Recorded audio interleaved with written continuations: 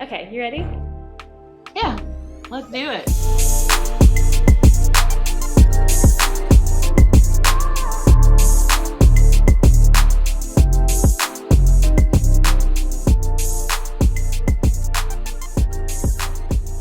Okay. Monique, so excited to introduce you to everyone today. Can you tell us a little bit about yourself and how you got involved with Awake? Oh, wow. Okay, so how I got involved with the wake was an entirely, you know how you have friends that just you make automatically because you have similar values? Well, I found that in Yvette. Yvette was the ED, the former ED of Awake. And at the time, I didn't know very much about Awake actually. And like the more she talked about it, the more I was just like, well, maybe I should spend some time. I'm a woman in Tennessee. I care. I'm not doing enough. I should do more. Um, and so she said, well, come on, let's see where you fit. And so I met with her and met the board and Sarah Beth. Um, yeah, and it just instantly felt right, basically. February is Black History Month, and Awake sits at a pretty interesting position in regards to both racism and sexism, and we'll talk a little bit more about that in a bit. But um, this month we have been highlighting Black women who have made an impact on Tennessee. So talk to me a little bit about why it's so important to acknowledge the leadership and the change making of Black women in particular in our state. Black women are amazing, but they are also historically and consistently disenfranchised. We have a grand history of being undervalued and succeeding in spite of. I I think that it's really really important to recognize the success of Black women locally, so that you can see that maybe you can aspire to be more. Maybe you don't have the shining example in your family. Maybe it's because of systemic reasons, and maybe you don't even know that. But when you have examples that are right down the street, maybe grew up in similar circumstances as you, and they aspired to be more and became more, you can use those success stories as a blueprint. To me, that's why it's important. I feel like every subgroup needs to have its success stories and needs to be celebrated in that way. Mm. Yeah, I love that word celebrate too. I feel like it's not just about kind of like reading from a history book, and it's about like knowing the names and knowing the story, and really, yeah, celebrating those women both in the past and now, for sure. Absolutely, absolutely. Okay, so part of the mission at Awake is to advocate for the advancement of women in our society. Monique, how do you see how both, like I mentioned earlier, sexism and racism intersect to disproportionately disadvantage Black women in Tennessee? Hmm. Okay, I'm going to start with giving you an example of something that haunts me. That this is an example of something that happened locally back in August. There was a woman that lived in public housing. She had a late shift at work. She gets off of work. She goes home.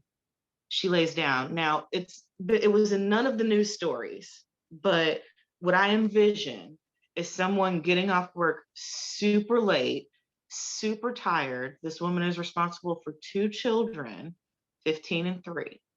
I envision her taking her clothes off when she gets home from work, just because COVID, right? Like she works in a public place. So like just at the door, stripping the clothes off and just crashing on the couch. That's my envision, because people tend to get lost in the details that don't matter. That's why I'm saying that. Okay. So anyway, she gets home from work. She falls asleep. She's not clothed. um, the police come to the door, announcing themselves. She says, hold on, I'm not dressed. They Mm. break through the door. Um, so they don't allow her to dress. They don't allow her to put clothes on. They make her stand there as they run through the house with guns drawn. And the two kids are now traumatized because the cops are running through their houses with guns. Right. And so, everyone's blindsided. Nobody knows what's going on. And, so they've held this woman's dignity hostage. She's standing there naked. Her kids are watching her have to stand there with her dignity held hostage. And now her door is broken. And then they don't find who they're looking for. They leave. And well, before they leave, they realize they're at the wrong house. Sorry about the mix up. Hmm. So now this woman, so she's naked, there's no door, and her children are upset. And for what? For what? The incompetence of this is just, it's mind blowing to me. Um, Obviously, this woman was Black. And for me, the problem is that it was sexist not to allow her to wear any clothing. They could have given her a shirt. They could have checked the shirt. They could have done something to let this woman be clothed, to maintain her dignity. She did not know them. There was no reason for that. Mm. Um, you know, and then I feel like there's a socioeconomic angle here, because I don't believe that this would have happened in a different zip code. I don't believe it would have happened if she didn't live in public housing. I mean, I suppose it's possible if she didn't live in public housing, but still a low income neighborhood. But I also think that they thought because she was a poor Black woman that they came back and brought her some groceries as, I don't know, I guess an attempt at an apology. So they had Um, they had realized it was the wrong house and left. They came yeah, back. yeah, with groceries. And it's like, okay, my door is still broken. These groceries are not going to do anything to unrattle my children. You know, um, I want to take the time to acknowledge that changes were enacted as a result of this, by Metro Nashville Police Department and Metro Housing, because they will no longer be providing information to, because it turned into a situation where each side was blaming, they must have given us the wrong information. And it's like, you know what? No, doesn't matter. Everybody's in the wrong here, except for this poor woman whose dignity was just completely an afterthought. Right. If you're going to raid someone's home, have the right address, have it right, double check the details. Um, and honestly, I just honestly, the clothes, the nakedness really bugs the hell out of me. Forgive the expletive. It just, oh, it irks my soul so much. I can't wrap my head around refusing to allow her to clothe herself. And I can't wrap my head around not immediately finding a way to pay for that woman a new door because you know that she can't afford it. Getting back to the point, there's sexism, there's socioeconomic injustice, and I just don't think that an Anglo-Saxon Protestant, a WASP, would probably have experienced that same thing the same way. And honestly, prove me wrong, because I'd love to be wrong. I would love to be incorrect about that summation. I think you describing too, like how the impact of her not having clothes on, like how that feels to you. I think that it kind of brings to mind like vulnerability, right? Like complete vulnerability. This understanding that women are the main victims of sexual violence, sexual assault, and that this is not that happened in this particular scenario, but the symbolism of that, right? Like Right. this woman in front of what I presume is all male Mhm. Yeah. um, officers, and the pure vulnerability in that scenario, and like Right. the ways that would be different if you start listing it. If this were different neighborhood, different skin color, different gender, how things could Right. change, and the fact that we can name off the factors that would make the outcome different is an issue. Mhm. Pretty striking, right? Yeah. My ideas always go back to education. You Mm, know, And I'm not talking about like taking on 2 tons of debt that you'll never be able to pay off education. I'm talking about like we need to find a way to make low income jobs stepping stone jobs.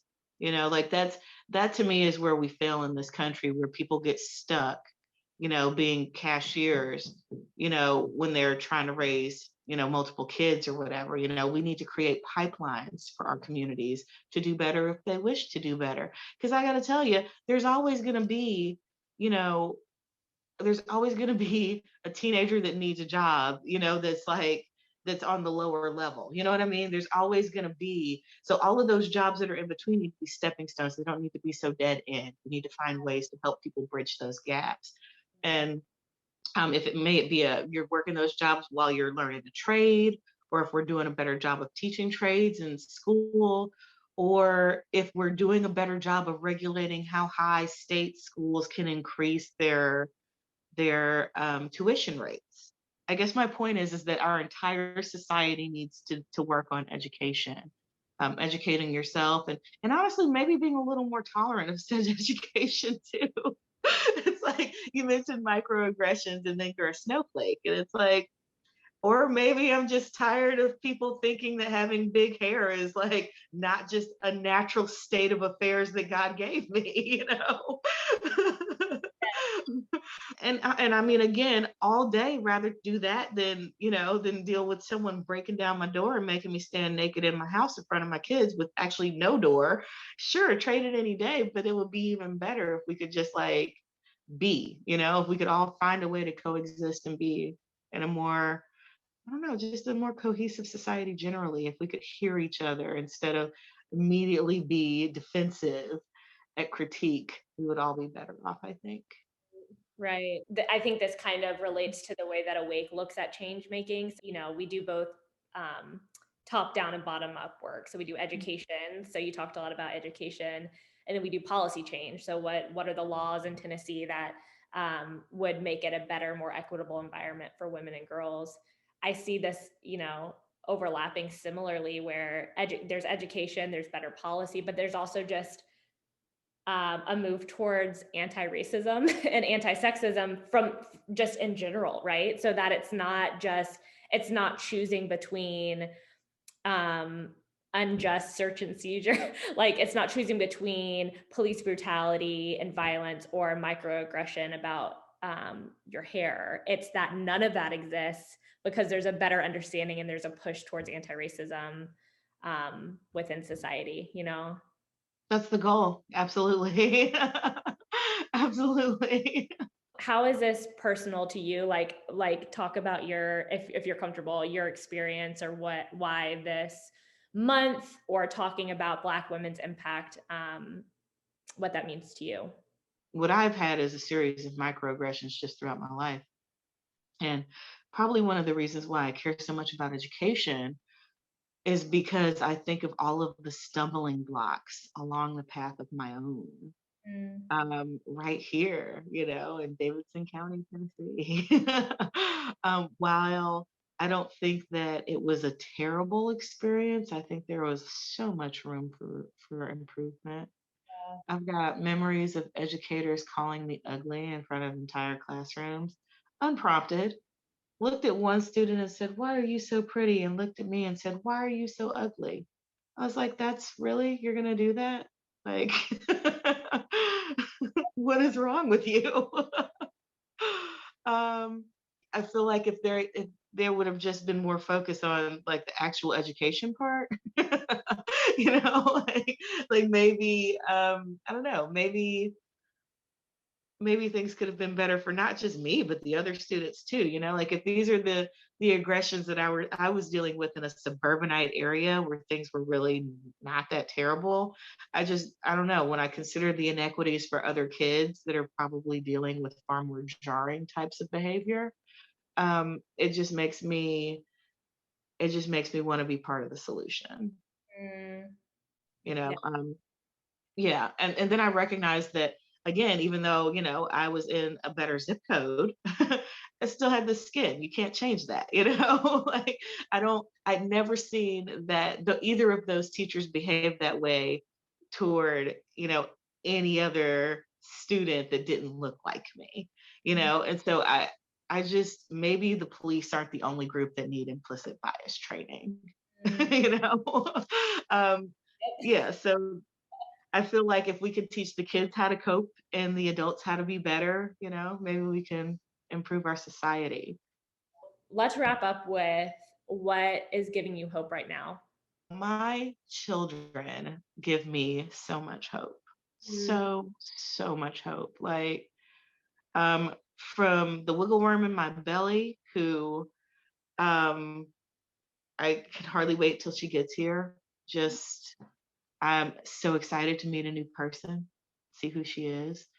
To my 3-year-old with her um, constant FaceTime calls to my mother.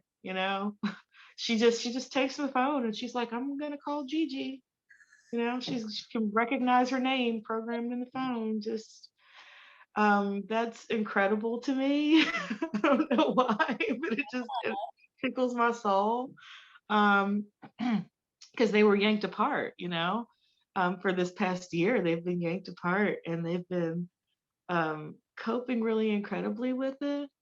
Mm. To my 15-year-old, man, my gosh, my oldest babe, she's she's incredible too. It's like just choosing to be better, just to be woke with my kid. Like, this new generation, they're nailing it with like zero effort. It's not a thing where they have to stop and think, is that should I be this way? Should I do this?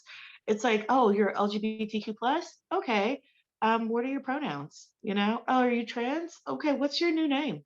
I'm gonna make an effort to remember because you matter.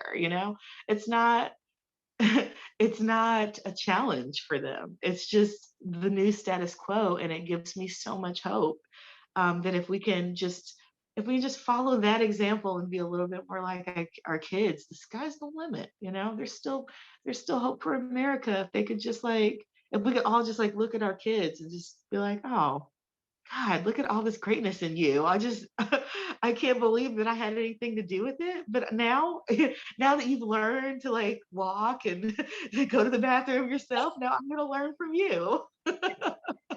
It's wonderful. Well, thank you so much, Monique. I appreciate your time, and we're so glad that you are on the board and you're helping make decisions and kind of guide the direction for Awake. I'm so pleased to be a part of Awake. It's um honestly, it's like this beautiful David and Goliath story to me. We're this small organization that's got its work ahead of it, but we are undaunted, and that's exciting to me. I'm really just tickled to pieces to be a part of it. Awesome. Appreciate you. Thanks. Bye.